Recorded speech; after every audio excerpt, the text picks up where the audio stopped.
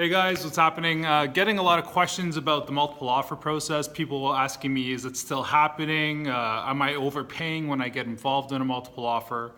And the reality is the multiple offer process, in all honesty, it's more of a marketing tactic than anything. You know, it's a matter of trying to leverage a shortage of inventory in a particular area and try to get people a little overexcited, maybe get them emotionally tied to the property.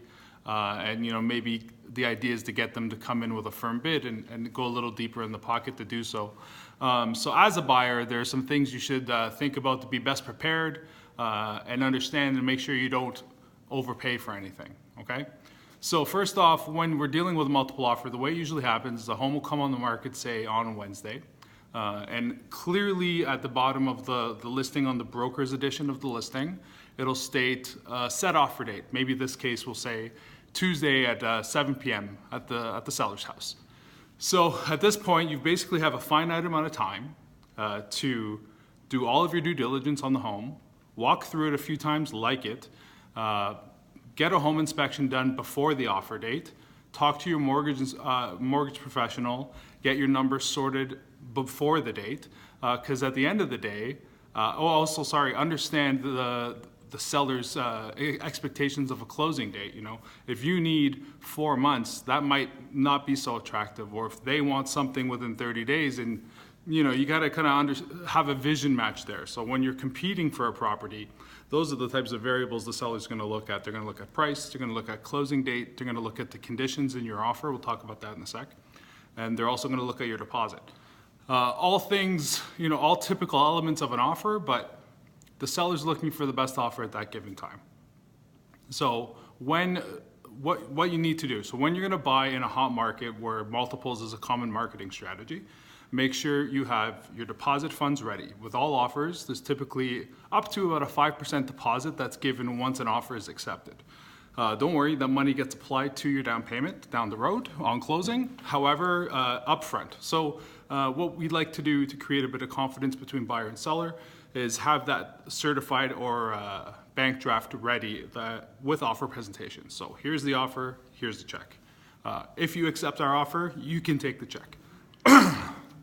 Secondly, we want to have our mortgage lined up. So know exactly our budget.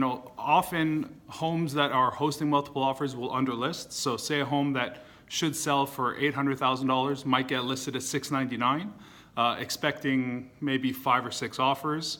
And then, have a little bit of a tug of war between the buyers and, kind of get the most out of everyone. So realistically, the best plan is to understand the solds in that area. Listing prices are very deceiving, very misleading. Stay away from them.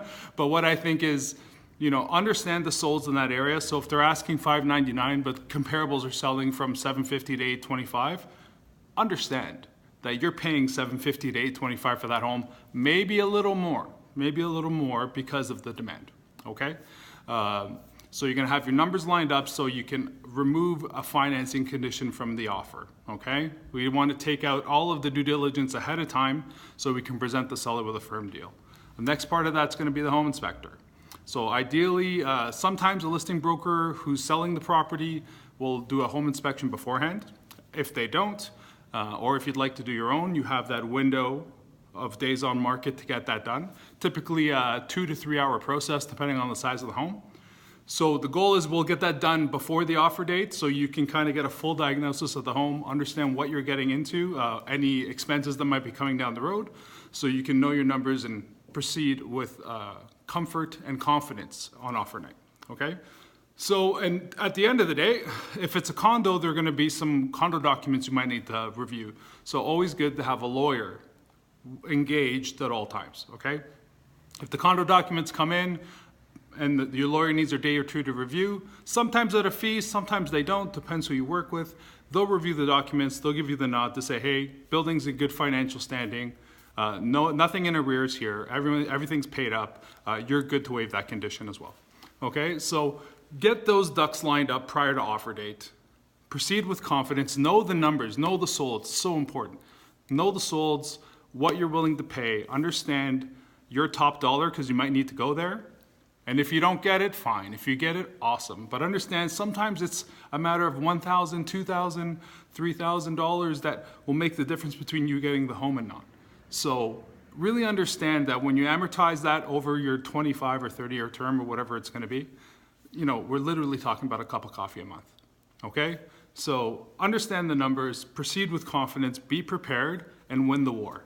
Okay? I've been doing this for 12 years. At least 11 and a half years of constant bidding wars.